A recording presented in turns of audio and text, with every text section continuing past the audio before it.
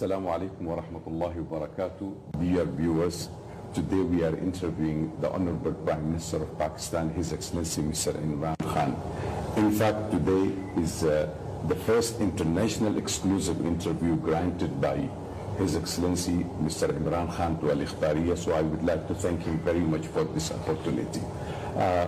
Today also we are going to speak with a very legendary leader who has a vision, who has struggled for more than 22 years for the sake of New Pakistan.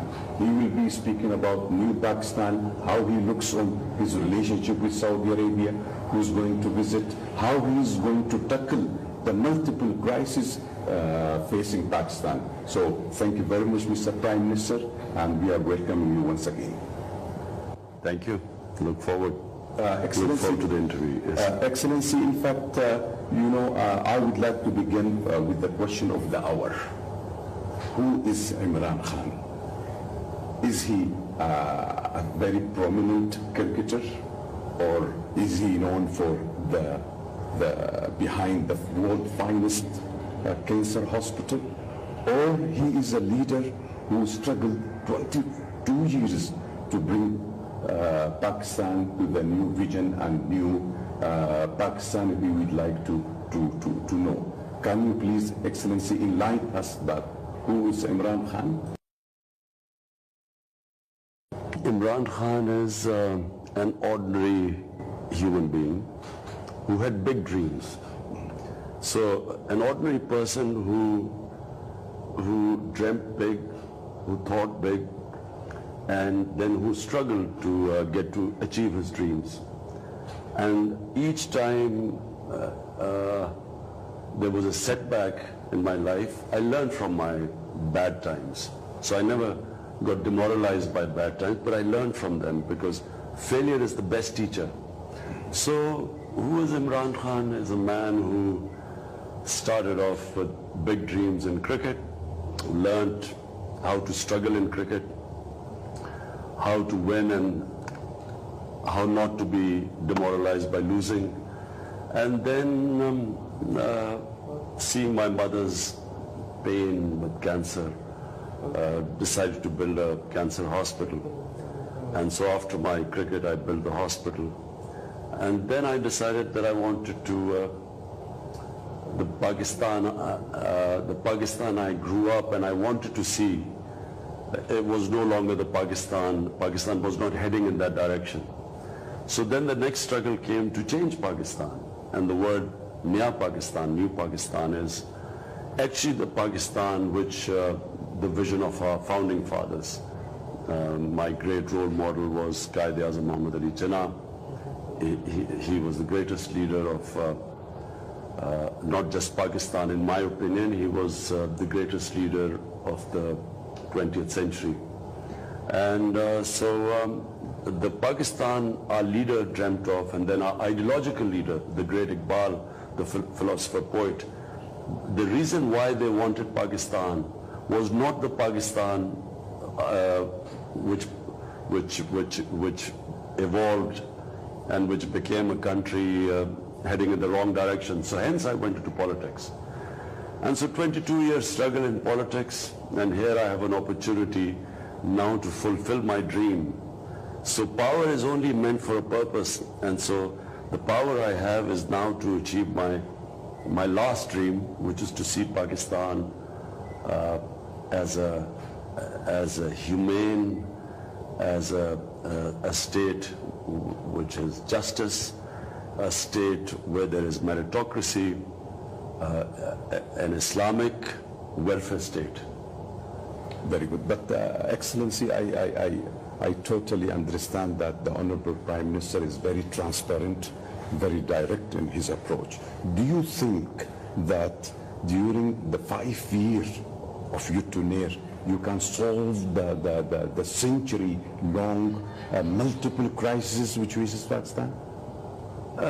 Look, let me just say, as a Muslim, yes, when we pray 5 times a day, we only ask one thing from Allah. And we ask Allah to show us the way of those He has blessed, not the ones who've gone astray. So all the Almighty asks us is to seek that way. And, success is not in our hands, it's in Allah's hands.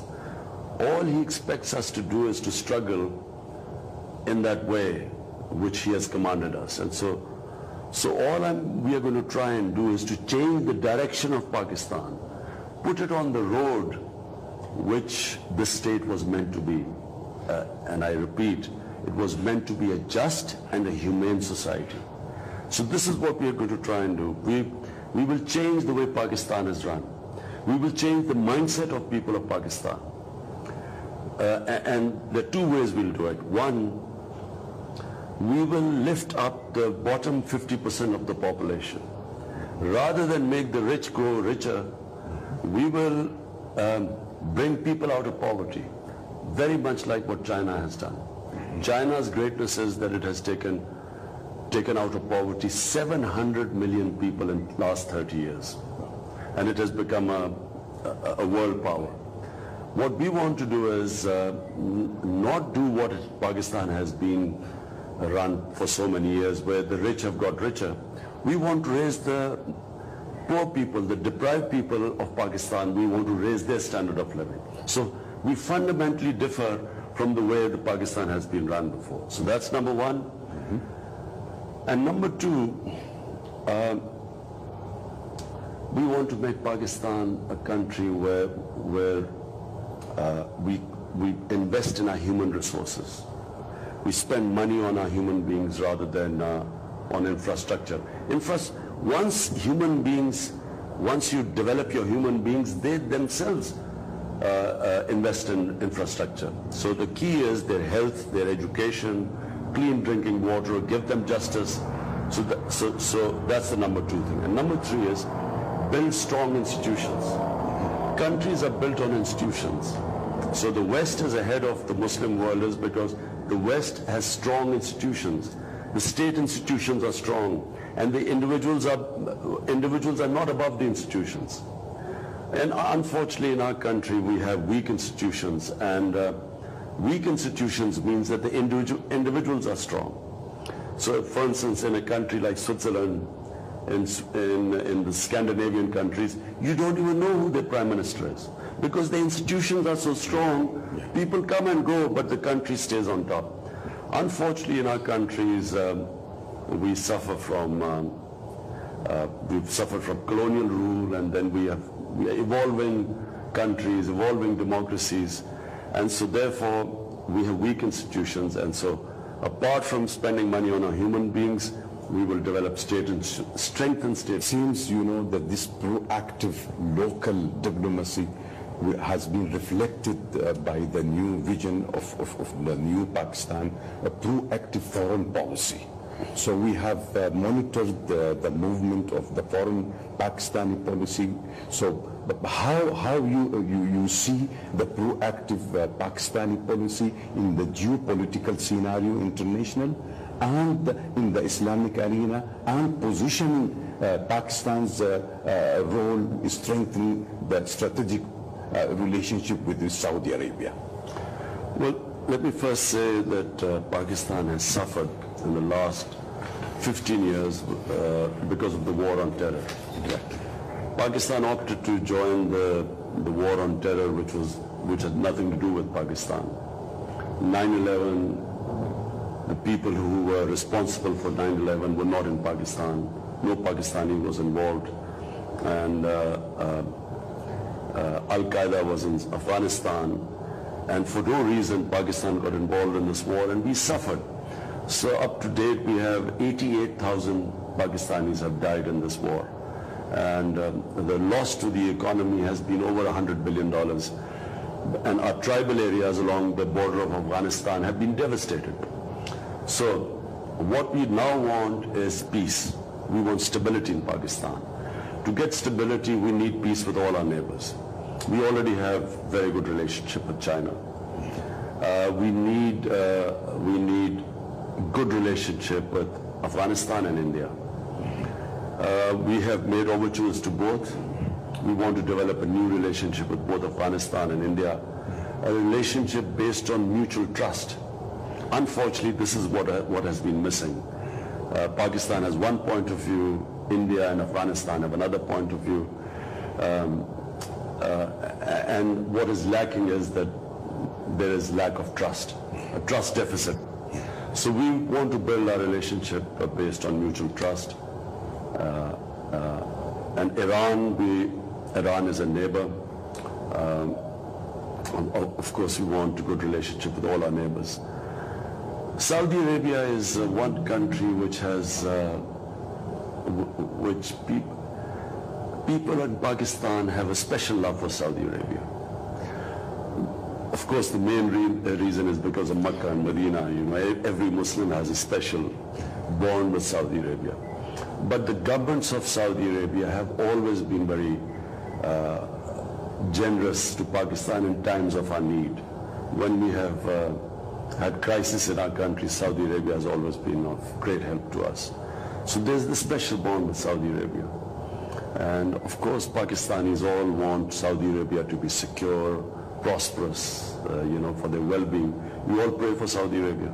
So my question, Excellency, is why you have chosen Saudi Arabia to be your first destination in the foreign trips? I did not want to go out of Pakistan for first 3 months. Yes, as in. And the reason is because, we're faced with diverse, multi-crises. And so, first of all, I wanted to put my house in order before traveling out of the country.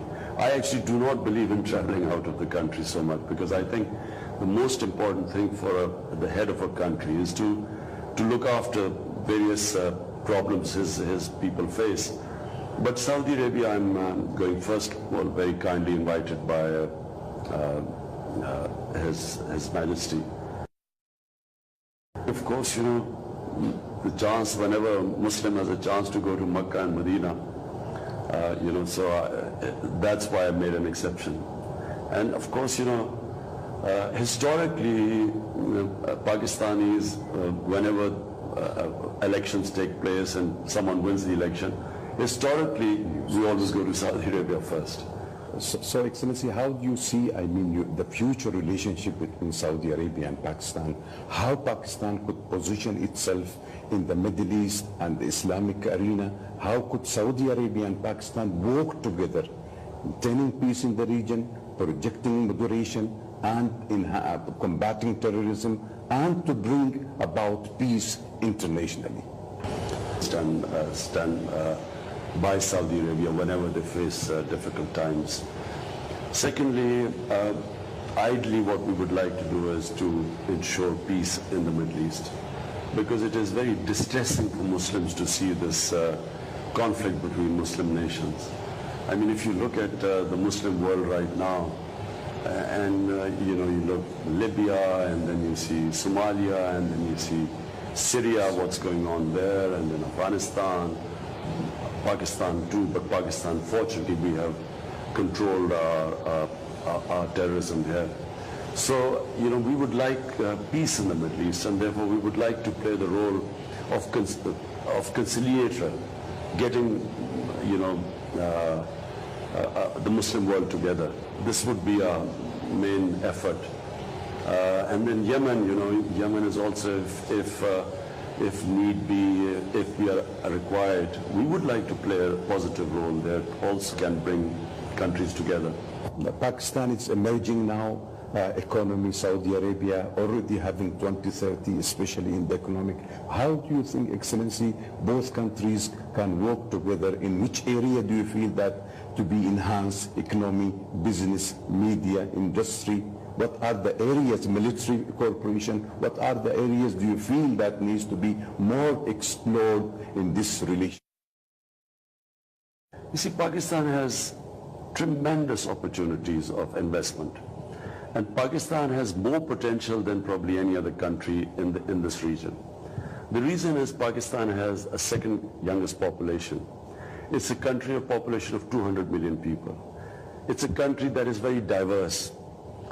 One of the things no one really knows about Pakistan is that it has 12 climates, 12 climate zones, because Pakistan has the highest from the highest to the sea, it has the steepest gradient, so which means different climate on every step.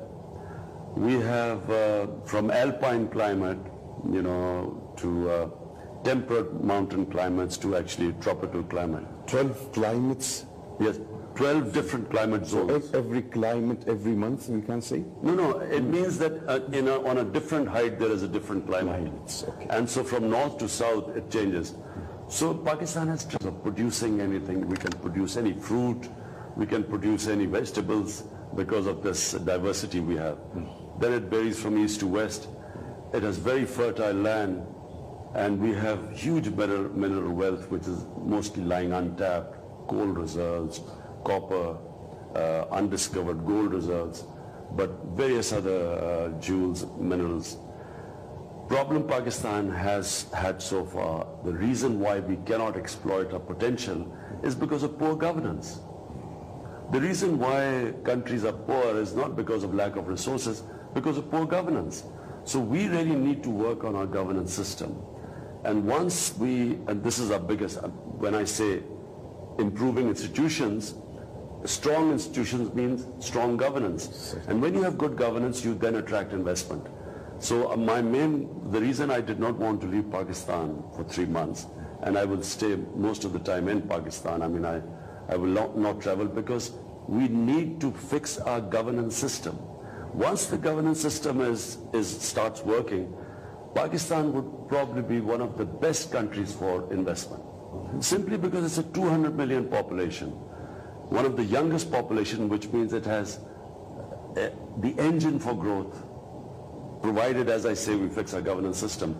So Saudi Arabia will inshallah offer great opportunities for investment in Pakistan. Do you see, Excellency, do you see any scope of Saudi Arabia, investing in China-Pakistan economic corridor, CPEC? CPEC is one of the greatest opportunities which allows people to invest in Pakistan. CPEC connects Pakistan from the sea right up to China. And all along the way there will be industrial zones which will be a great opportunity for people to invest.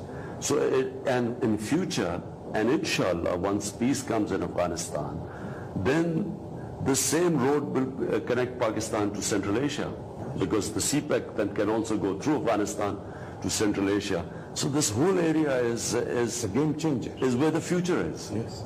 It has huge markets, and inshallah one day if relationship improves with India, then you have huge Indian market on one side, you have Chinese market, you have Central Asia. So Pakistan is sitting, the geostrategic position of Pakistan is such. Sir, I felt you are speaking, when you spoke about the Middle East, from suffering, and I can feel that in your voice. The Middle East has been under a heavy crisis to a sectarian war, going on in Syria and Iraq and Yemen and Lebanon. Pakistan itself has faced a proxy war from within. So how do you see Saudi Arabia and Pakistan working together to enhance peace and to move towards a better free zone, free of violence, free of sectarian, free of war? Saudi Arabia is a pivotal country in the Muslim world. And one of the reasons, of course, is because of the power Saudi has, but because of oil reserves and the strength, the financial strength. But equally because of Mecca and Medina there. So all Muslims look, it's like a center for the Muslim world. So therefore, Saudi Arabia can play a big part, and we would like to become a player also in ending these conflicts and getting people together, because this clearly benefits the enemies of the Muslim world. And if we can play a part in putting out these fires. Excellency, Saudi Arabia, in fact, unfortunately was under attack by Houthi militia, missile, and they were also trying to attack the Holy Haram. How will your government respond if there is an attack on Saudi Arabia, which has the two holy land? This is a stated position of all our governments in Pakistan, that we will not allow anyone to attack Saudi Arabia. We will stand by Saudi Arabia. But I can just say one thing, that all conflicts can be resolved through political dialogue. I mean, you could look at Afghanistan. The conflict in Afghanistan is now 16 years it's been going on. And for a long time, people like me kept saying that there is no military solution in Afghanistan. And we were branded as pro-Taliban or Taliban Khan. But now everyone realizes that there is only one solution in Afghanistan, and that's a political solution. And I feel that every conflict has a political solution. Because this military dimension, I'm not a believer in military solutions. I don't believe this world is meant for military solutions. Excellency, Pakistan is a founder member of the Islamic Military Counter-Terrorism, which is based in Riyadh. This initiative has been adopted by His Royal Highness the Crown Prince Mohammed bin Salman. How do you see the role of Pakistan in that context? Well, it's Pakistan probably is, no country in the world can give such expert advice on countering terrorism as Pakistan. What Pakistan faced, the sort of terrorism Pakistan faced, I'm not sure many countries would get out of that situation. I mean, there were times when we were having on a daily basis, we were having massive suicide attacks all over the country. And it was peaked in 2013, it sort of peaked the amount of terrorism. And yet our intelligence agencies, and I must say, the more I cannot praise my intelligence agencies enough. They, along with the Pakistan security forces, they achieved what very few countries could have achieved. So Pakistan has this unique experience, and it can probably advise countries how to tackle terrorism. But at the same time, the second track has to be a political dialogue too. Yes. Because conflicts eventually, look at IRA in Britain, the Irish Republican Army. After, 30, 40 years, eventually they came down to political dialogue and the conflict was resolved. So I always feel that apart from counter-terrorism, conflicts are resolved through political dialogue. That's it. Excellency, how do you see the reforms undertaken by His Royal Highness, the Crown Prince Mohammed bin Salman, under the Vision 2030? You have praised, in fact, the anti-corruption drive launched by His Royal Highness. How do you see this vision, and do you feel that there is similarity in New Pakistan Vision and Vision 2030, honestly? Well, obviously we praised the anti-corruption drive in Saudi Arabia. Corruption is the main reason why countries remain poor. I keep repeating that countries do not remain poor because of lack of resources. They become poor because of corruption. What corruption does is not just that the money that is supposed to be spent on the people of a country is taken out of the system and sent offshore accounts. That's one reason. But a bigger reason is that in taking the money out, in indulging in corruption, you can only make money from a system by destroying state institutions. So a lot more damage is done by corruption when, to be corrupt, they destroy state institutions. And when state institutions are destroyed, the country is gone. It becomes a third world country. So this anti-corruption drive in Saudi Arabia, obviously we feel that that's exactly something we should be doing. Problem is we are, His Highness was able to do this. In Saudi Arabia, I'm a bit constrained. I would love to do the same thing what he did in Saudi Arabia, but we can't do it here. But we are conducting a big anti-corruption drive.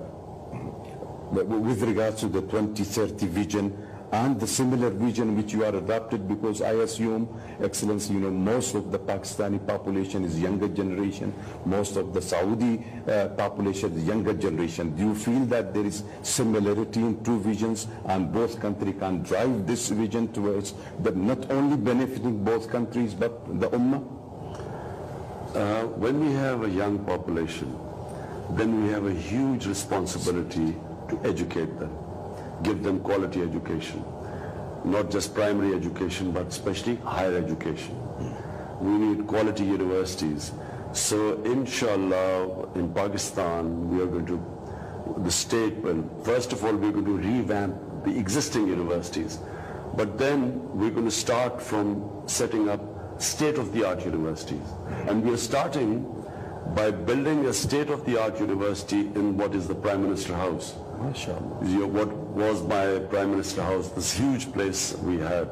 So I've decided to live in a small place, but convert that big, beautiful place, which was just for one person, the Prime Minister, convert it into a state-of-the-art university, higher education, postgraduate university. No country can progress without education, and specifically higher education. And now what we have is a knowledge economy. Knowledge economy means that you don't have to have resources. Knowledge is in the mind. And for us, example is Singapore. Pakistan started off way ahead of Singapore. Today Singapore has gone in terms of exports way ahead of Pakistan because they invested in the people and higher education. Excellency, you spoke about the education, and as you very well know, education and culture is the most basic factor in developing the country. Your project, Naml University, is highly commendable and highly appreciable. We are having also a very prestigious universities. I'm going to speak to His Highness, and we'll work out what areas which we could mutually benefit each other. And education is certainly one of the biggest areas. We set up Naml University in a rural area in what was my constituency, Miawali.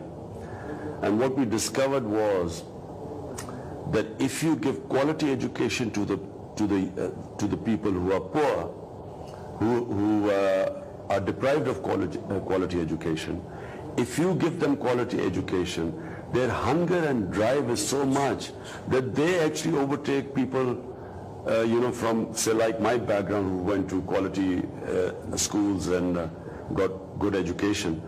They have much greater drive than people like us. So Naml University was affiliated to Bradford University in England. And so people in this rural area, 90% getting free education, 90% on scholarship. Their results were much better than the results in Bradford University. So what we have realized is that we should really take education down to those people, to the deprived people in this country, to the poor people. How you will expand this education diplomacy which you had started with Naml? I mean, do you want to have it in the level of Pakistan? Do you want other countries to share this experience? Because this is, I believe, very unique, Excellency, that, this university associated with a very precious... Yes, obviously. The most important thing is that to cooperate with each other. So we would love to cooperate in this field of higher education.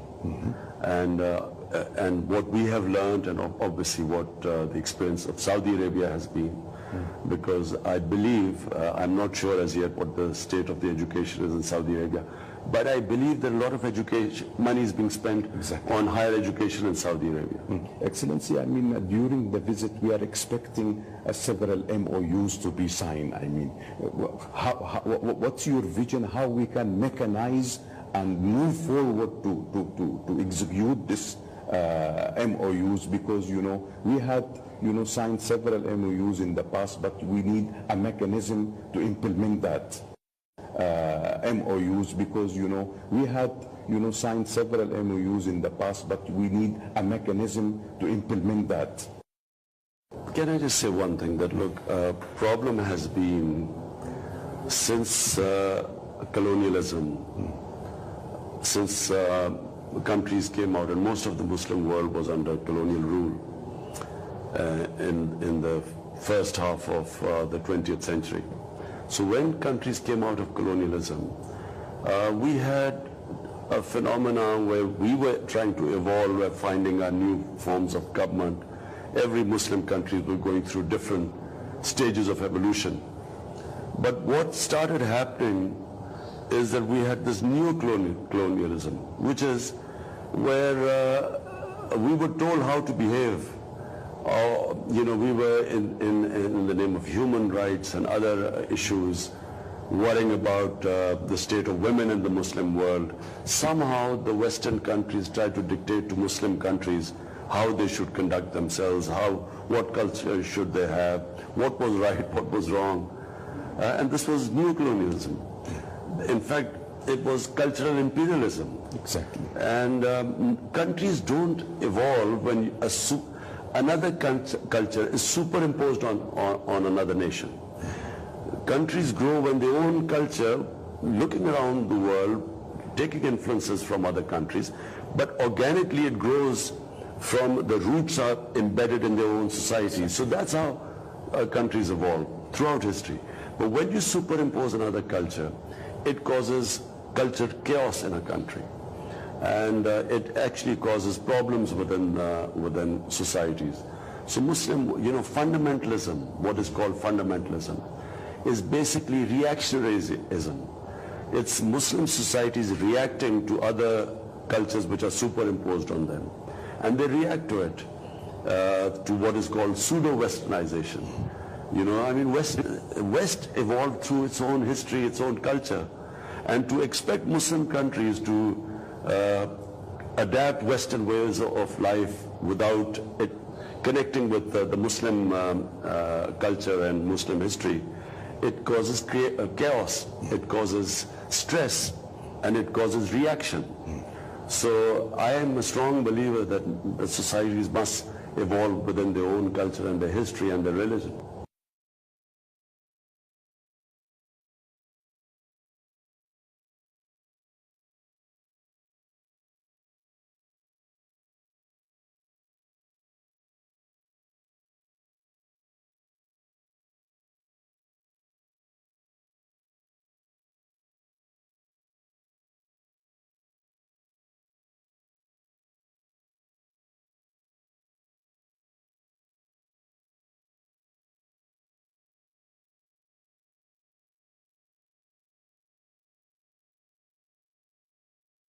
Islam is a religion of moderation. Sahih. Islam throughout, if you look at history, Islam was probably the most moderate of all religions in the sense that other communities for centuries lived in Muslim societies and lived with religious freedom. Relative, I'm saying everything is relative. So if you look at Muslim history, look at the history of Spain, when the Muslim rule in Spain. So there was, enlightened Muslim rule. They allowed other religions, and the Quran specifically states that you cannot force anyone into religion, the verse of the Quran. What the Netherlands cartoons, this is a very important subject that has not been addressed by the Muslim leadership. You see, the Jews have successfully told the world that because the Holocaust causes so much pain to the Jewish people, quite rightly they say that do not talk about that subject. Do not bring on your own interpretations because it gives us pain. And the Western world understands that. But the Western world does not understand that the pain it causes the Muslims when they pass derogatory comments about our Holy Prophet, peace be upon him, or when they start attacking our holy book, the Holy Quran. And it is a failure of the Muslim world, Muslim leadership, because we have not been able to explain to the Western world why it hurts us so much. Because the way the Western people look upon religion is completely different to the way we look upon religion. Excellency, what is your message to the more than 2 million Pakistani expatriates in Saudi Arabia? I understand that the Prime Minister of Pakistan is giving very importance to Pakistanis living abroad. What is your message to them, and what message you are bringing from the 200 million Pakistani population who give you a vote to the Saudi nation? Well, firstly, the people, Pakistanis who work abroad, I feel bad sometimes because we have not been able to create the conditions in our own country for them to find employment in your own country. It's very difficult for people to go abroad, leave their families behind, then work, all they do is work very hard, labor there, work hard to feed their families here. And I pray to Allah that one day, a day will come when people from outside will come to work in Pakistan. We will create conditions such that our people will not have to go out and seek employment abroad. But those Pakistanis, I have nothing but admiration for them. They are hard-working people. They are supporting their families, and they send money into Pakistan, which actually helps us in our bad times. It's that money, remittances from overseas Pakistanis, and I have nothing but admiration for them. And we will also ensure that we look after them. We haven't looked after them as well, but I've already instructed our embassies that they must look after our hard-working Pakistanis who work abroad. To the Saudi people of Saudi Arabia, just a message that we have people in Pakistan have love for people of Saudi Arabia, and we will always remember, I repeat, we will remember that Saudi government has stood with us during our bad times. Yes. Excellency, other than politics, do you have time, Excellency, to read? Last question. Okay. Yeah, I have to go. Yeah. Do you have time to read? Do you have time to spend some time with family under the prevailing situation? I was told you are fully occupied 24/7. Well, since the election took place, I didn't have much time for my family. And then since we have come into power, I haven't taken one day off because we have coping with all the various issues Pakistan is facing. But I always thought that the first 3 to 4 months would be very tough, given what Pakistan faces, the different crises we face. But I see good times ahead after that. I think Pakistan as a country, people are very strong here. And as I keep repeating, one thing we need to fix, our governance. And then things will become easier for me to spend more time with my family. Thank you very much. Viewer, that's all for today. And I'm sure that all of us have equally enjoyed and have good time with this interview. Thank you very much, Mr. Prime Minister.